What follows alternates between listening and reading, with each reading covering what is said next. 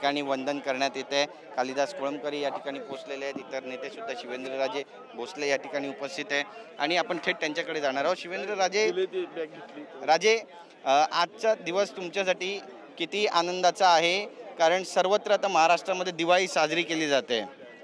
100% आमच्या सगळ्यांच्या दृष्टीनं आनंदाचं आहे आणि सगळ्यांची इच्छा मनापासून जी होती ती आज पूर्ण झाली आहे। देवेंद्रजींना नेता म्हणून निवड झाली आणि महाराष्ट्राचे मुख्यमंत्री म्हणून ते होणार आहेत आणि राज्याच्या प्रगतीच्या दिशेनं आता ही जी आहे ती त्यांच्या नेतृत्वाखाली वाटचाल आहे।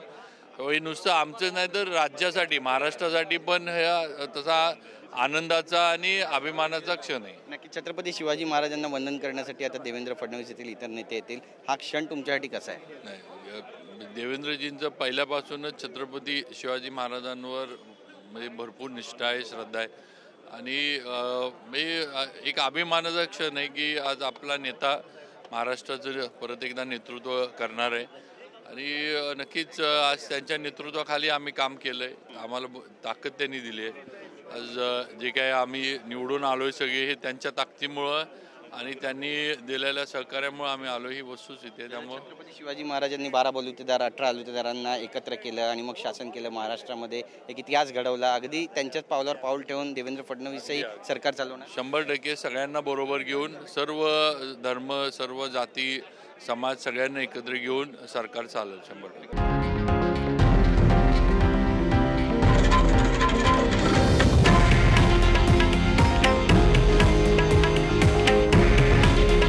हे आहे देशातील नंबर 1 न्यूज नेटवर्क आणि आपण पाहत आहात TV9 मराठी।